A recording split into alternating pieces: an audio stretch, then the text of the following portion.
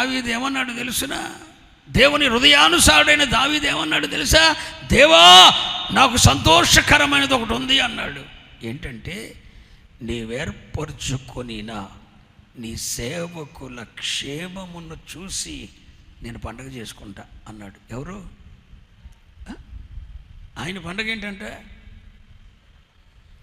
దేవుడు ఇతను మహారాజు దావీదు చక్రవర్తి, అతని చేతి కింద సామంత రాజులు ఉండేవారు. 40 సంవత్సరాల రాజ్య పరిపాలనలో ఎదురులేని రాజ్య పరిపాలన చేసిన ధీరుడు.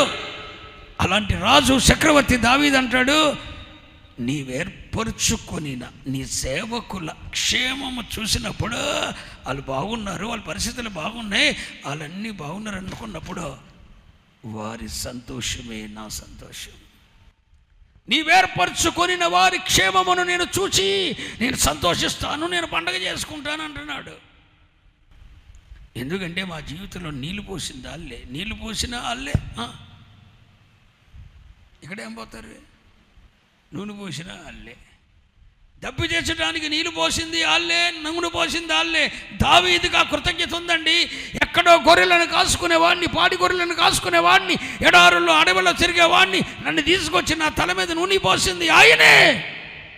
నేను దప్పిక అవుతుంది అనుకున్నప్పుడు బెత్లెహేము బావి నీళ్ళు నా యుద్ధకు తెచ్చిపోసే అంత సైనికులను ఇచ్చింది కూడా ఆయనే. ఈయనకి అక్కడ నీళ్ళు తాగాలనిపిస్తుంది అంట, ఎదురుకున్న నీళ్ళు తాగాలనిపిస్తలే దావీదుకి. చుట్టూ మంచినీళ్ళు ఉన్నాయి, మినరల్ వాటర్ ఉన్నాయి, మంచి రేంజ్లో నీళ్ళు ఉన్నాయి, కానీ ఆ నీళ్ళు తాగాలనిపిస్తలే. బెత్లెహేము బావిలో నీళ్ళు కావాలంటే ఈయనకి. అదేమో శత్రువుల చేతిలో ఉంది. మనోడు హృదయం అది ఆశపడిపోతుంది, బెత్లెహేములో ఉన్న బావిలో నీళ్ళు కావాలని. ఆ శత్రువుల చేతిలో ఉంటే దేవుడు అన్నాడంటే, అరే నా దావీదు నా రాజు కోరిక తీర్చండి రా అని చెప్పి ముగ్గురిని పంపిస్తే ఆ ముగ్గురు వెళ్ళి శత్రువులు చంపేసి ఆ నీళ్ళు తోడుకొని తీసుకొచ్చారంట. ఇవన్నీ దావీదు గుర్తొచ్చినాయి. నాకు బెత్లెహేములో నీళ్లు కావాలంటే ఆ నీళ్లు తెచ్చివ్వగలిగిన సైనికులను ఇచ్చాడు. పాడి గొర్రెలను మేపుకుంటున్నప్పుడు సింహం ఎదురైతే సీల్చే కృపిచ్చాడు, ఎలుగుబంటి ఎదురైతే అంతమందించే కృపిచ్చాడు. నా తల మీద అభిషేకం చేసిన వాడు, నీవేర్పరచుకొనిన వాడు, నా పిలుపును గుర్తు చేసిన వాడు, నేను ఏర్పరచుకున్నవాడు, నేను పాపములో పట్టబడి రహస్యమైన పాప జీవితాన్ని జీవిస్తున్నప్పుడు ఓ మనుష్యుడవు నీవే అని నా పాపాన్ని ఏలెత్తి చూపి నా తప్పును గర్తించేదట్టు చేసిన వాడు ఆయనే. వాళ్ళ క్షేమమే నాకు కావాలన్నాడు. అదే దెబోరా గుర్తు చేస్తుంది. మమ్మల్ని ఏంటో గుర్తుంచుకోండి ఒకసారి. మేము మీ జీవితంలోకి రాకమునుపు నేను మీకు తల్లిగా ఉండకమునుపు అసలు నీకు నాయకుడు ఉన్నాడా, అధిపతి ఉన్నాడా, నీ మీద ఎవరైనా ప్రభుత్వం చేశాడా? చేసుకున్నాడు ప్రభుత్వం చేయలే, కన్నోళ్ళు ప్రభుత్వం చేయలే, భార్య నీ నదుపులో తేలిపోయింది, నాయకుడు లేడు. అది గుర్తు నేను నీ జీవితంలోకి రాకమునుపు నీకు తల్లిగా ఎవరు లేరు, పాలిచ్చే తల్లిగా నేను ఉన్నాను. అంతేకాదు, అసలు మీరు లేరు, నిర్జనులుగా ఉన్నారు. మీ యుద్ధం, మీ సమస్యలు మీ ద్వారమునొద్ద ఉంది. వాటి నుండి సంరక్షించుకునే కేడం కానీ ఆయుధాలు కానీ మీ దగ్గర లేవు. అంటే వాళ్ళ ఆరంభ స్థితిని గుర్తు చేసి అంటుంది, కానీ నేటి వరకు నేను మీ మధ్య చెప్పండి తల్లిగానున్నాను. స్తోత్రం చెప్పండి హల్లెలూయా. తల్లిగా ఎలా చెప్పండి. తల్లి ఏం చేస్తుంది? బిడ్డ ఏ తల్లి? పౌలయ్య గారు రాశాడు, పాలిచ్చు తల్లిలాగా ఉన్నాడట దైవజనుడు. అదే ఇక్కడ దెబోరా కూడా ఉండదు, నేను మీకు తల్లిలాగా ఉన్నాను అంటుంది. పౌలయ్య గారు కూడా అంటాడు, పాలిచ్చు తల్లి వలే నేను మీ మధ్యన ఉన్నాను అంటాడు. తల్లి ఏం చేస్తుందండి? బిడ్డ సంరక్షణ కొరకు, బిడ్డకు బిడ్డకు మార్గదర్శకత్వం వహించడానికి ఒక తల్లి ఆ బిడ్డల కొరకు సమయాన్ని, శ్రద్ధను వహిస్తుంది. ఏంటి మాట్లాడండి అలా. పాలిచ్చే తల్లి ఏం చేస్తుంది? నెంబర్ 1, పాలిచ్చే తల్లి ఏం చేస్తుంది? ఆ బిడ్డ కొరకు సమయాన్ని ఇస్తుంది. 2, శ్రద్ధ నిలుపుతుంది. అడుగులు వేసేటప్పుడు ఎవరైనా పడిపోతాడే. నడుస్తున్నప్పుడు జారిపోతాడేమో, తింటున్నప్పుడు నోట్లో ఏమన్నా పెట్టేసుకుంటాడేమో. తల్లి ఎటు పని చేసుకుంటున్నా దృష్టి ఎక్కడ ఉంటుంది? బిడ్డ మీద ఉంటుంది. అంటే ఆ తల్లి, పాలిచ్చే తల్లి ఆ బిడ్డ కొరకు సమయానికి ఎక్కువ సమయం భర్త కోసం కేటాయించదు. ఏ తల్లి కూడా పాలిచ్చే సమయంలో తన భర్త కొరకు, తన కుటుంబం కోసం కాదు, ఎక్కువ సమయం తన బిడ్డ కొరకు కేటాయిస్తుంది. ఎక్కువ సమయం బిడ్డ కొరకు కేటాయిస్తుంది. శ్రద్ధ అంతా అక్కడే ఉంచుతుంది.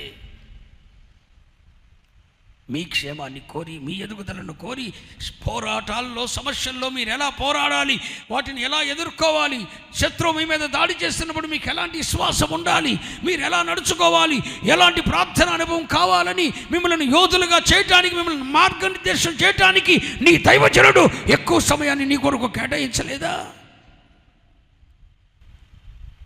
ఎక్కువ శ్రద్ధ నీ మీద పెట్టలేదా? పాలిచ్చే తల్లిగా లేడా?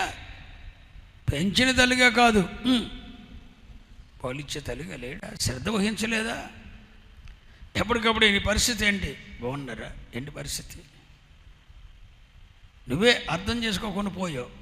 పెంటమోహం వేసుకొని ఎప్పుడు అసగట్టుకుంటూనే ఉన్నావు. నువ్వే అర్థం చేసుకోవాలా. అర్థం చేసుకొని ఉంటే ఇన్ని సమస్యలు నీకు ఉండే కాదు. నీ బిడ్డల జీవితాలు పాడు చేసుకునేదానివి కాదు. అర్థం చేసుకోలేకపోయావు. ఎంత శ్రద్ధ వహించావు. తండ్రిని ఇచ్చాడు దేవుడు. నీ మనసుకు నచ్చిందల్లా చేసేసావు. అది దైవజనుడు గుర్తు చేస్తున్నాడు. సన్యమిచ్చి పాలిచ్చే తల్లిలాగా బాధ్యత వహించానంటాడు. అంటే పాలిచ్చే తల్లి ఏ విధంగా బిడ్డ కొరకు సమయాన్ని కేటాయిస్తుందో, శ్రద్ధ కేటాయిస్తుందో అలా కూడా చేస్తుంది. కేటాయించేవాడు దైవజనుడు అండి. సంఘం కొరకే సమయం, సంఘం కొరకే శ్రద్ధ. అలా తల్లిలాగా ఉన్నాను అంటుంది దెబోరా. మీ జీవితంలో మీ దైవజనుడు అలా లేడా? ఒక నిమిషం ఆలోచించాలి. అంతేకాదు, తల్లి ఇంకో పని చేస్తుందండి. మంచి పని చేసేటప్పుడు బిడ్డని ఏం చేస్తుంది? ప్రోత్సహిస్తుంది. తప్పులు కొట్టు అంతేనా? క్లాప్స్ కొట్టు. హల్లెలూయా చెప్పాలి, ప్రైజ్లాడు చెప్పు, వందనాలు. తల్లి మంచి పనులు చేసేటప్పుడు ఏం చేస్తుంది? మీరు మంచి పనులు చేసినప్పుడల్లా, మోకరించి ప్రార్థన చేస్తున్నప్పుడల్లా, ఉర్రింతలు ఊగిపోతున్నప్పుడల్లా, సన్నిధిలో కనబడినప్పుడల్లా, ఒక ప్రత్యేకమైన సమయం దేవునికి ఇచ్చిస్తున్నప్పుడల్లా దైవజనుడు కూడా మిమ్మల్ని చూసి చాలా ప్రోత్సహిస్తాడు. ఇట్టుండాలి బిడ్డ అంటే, అది ఆ బిడ్డలాగా ఉండాలి, ఆ బిడ్డ వస్త్రధారలాగా ఉండాలి. అసలు నీకెవరు చెప్తారని అడుగుతున్నా. అసలు బుర్ర వేడెక్కిపోతున్నారు. బాబోయ్ తల్లి, ఏంటా పద్ధతి? నువ్వు మాదిరిగా ఉండవలసింది. నువ్వు తేజో నక్షత్రానివి. అందుకు అది తెక్కెక్కిపోయేది. నీ బిడ్డకి దేవుడు అద్భుతం చేశాడు. టీబీ నుండి బాగు చేశాడు. మరి తాగుబోతానని అప్పచెప్తాగా? ఏం నువ్వు చేసేది? అన్నీ చెప్తావే వచ్చి. బిడ్డ చెడిపోయాడని ఎందుకు చెప్పవు నువ్వు? నీ కొడుకు బాగున్నప్పుడు, గడ్డలు వచ్చినప్పుడు ఎంత ప్రార్థన చేసావు? అయ్యా దారి తప్పాడయ్యా, చెడిపోయాడయ్యా, పాడైపోతున్నాడయ్యా, చెడ్డ స్నేహాలు బట్టి నేను రోజు ఏడుతున్నా. ఈ ప్రార్థన రోజు చెప్తున్నా, బిడ్డలు పాడైపోతున్నారు అని. మరి ఆడు చెడిపోయి చెడ్డ స్నేహాలు పెట్టి చెడిపోయి తాగుబోతుండే, దళారు తిరుగుతుంటే, అయ్యా మార్గం తప్పాడు, ఆడి కోసం ప్రార్థన చేయమని ఎంతగానవే? ఈ చెప్పు, సమస్యలు మాత్రం చెప్పుకోవచ్చు కూర్చుంటావు. నువ్వు కాదు ఆ ఏరియా మొత్తాన్ని పాడు చేసేది. ఇన్నిసార్లు నీ బట్టలు మార్చగలిగాను నేను. ఏంటి అసలు నీ పరిస్థితి ఏంటి? ఒక దైవిక మార్పు నీలో ఎప్పుడు రావాలి? తేజో నక్షత్రాన్ని వై మాదిరిగా ఉండవలసిన నీవే ఎన్నిసార్లు హృదయానికి అసలు ఆయన నీ జీవితంలో, ఆ దైవజనుడు, ఆ ప్రవక్త నీ జీవితంలో రాకపోతే నీ పరిస్థితి ఏంటి? ఆ రోగం నుండి బాగుపడేవాడువా? ఆ దురాత్మ నుండి విడుదల వచ్చేదా? నీ బిడ్డలకు ఆ దైవిక స్వస్థత కలిగేదా?